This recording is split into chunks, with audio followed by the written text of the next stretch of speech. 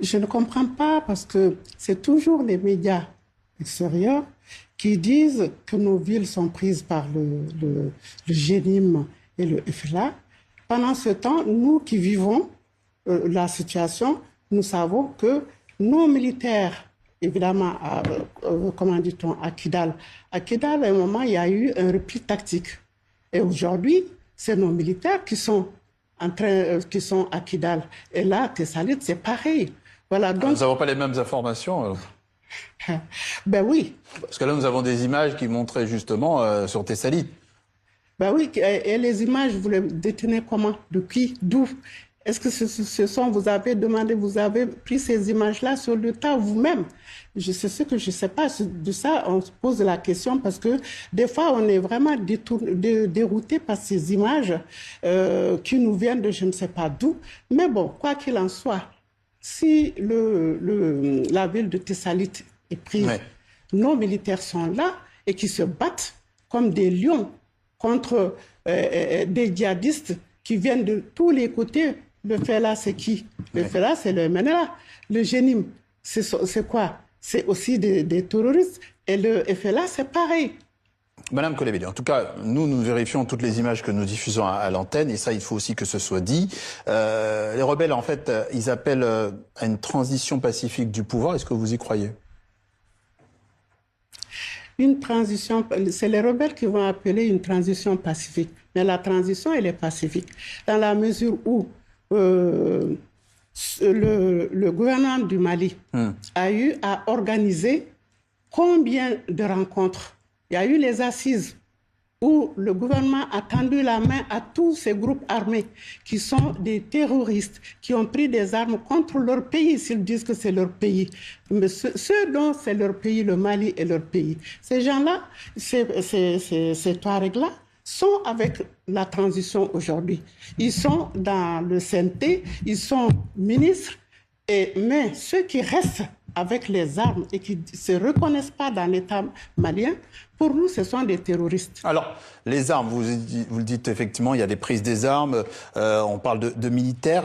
Est-ce qu'on ne vit pas un peu aussi l'échec de cette logique militaire? Est-ce que, je pose la question autrement, est-ce qu'il faudrait peut-être revenir à un gouvernement civil?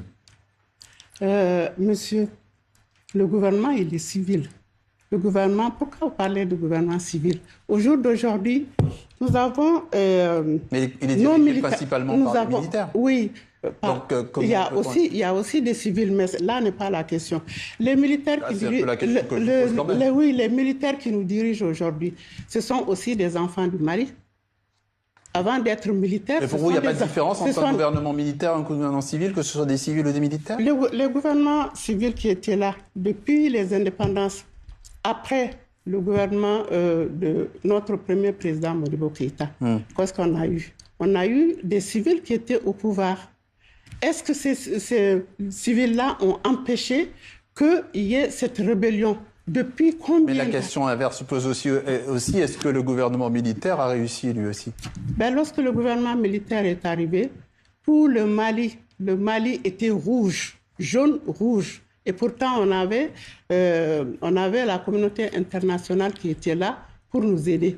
Mais c'est la même communauté internationale qui a mis toute la carte du Mali en rouge. Au jour d'aujourd'hui, nous avons nos militaires qui sont là, ont recouvré au moins 80% du territoire.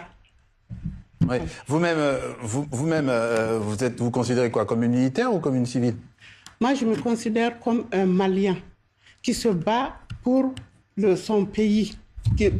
Pendant très longtemps, nous avons vécu la terreur. Des gens qui nous terrorisent. Nos enfants ne vont pas à l'école. Nos femmes les femmes ne peuvent pas sortir. Au jour d'aujourd'hui, les militaires sont au pouvoir. Gao, moi, je suis du Nord. Je suis de Gao. Et ma ville de naissance est au centre des 3 frontières. Demain, donc, je sais de quoi je parle. Demain, à Paris, vous organisez un rassemblement. Oui. Vous devez remettre un mémorandum, c'est ça, à l'ambassade du Mali, c'est ça? Voilà, tout à fait. Que dit ce mémorandum dans les grandes lignes?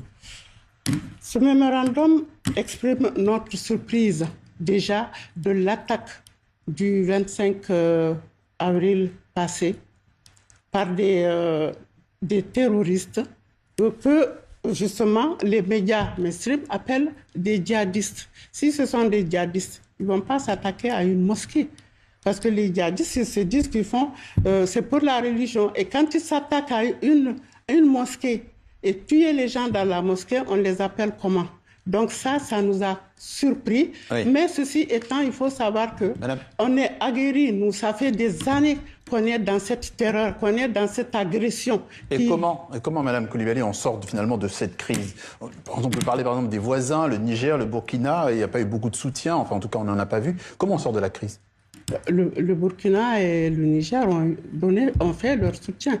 Il y a eu je ne sais pas où vous ne les avez pas vus, mais l'AES constitue 15 000 hommes qui sont sur le front et qui se battent aux côtés de... On ne les a pas vus intervenir sur le terrain, sur les dernières attaques? Ben, peut-être que ça dépend, vous ne les avez pas vus, mais en tout cas, nous, les Maliens, de l'intérieur comme de l'extérieur, nous les sentons que l'AES est là, soudée, et comme voilà, la charte de l'AES le dit.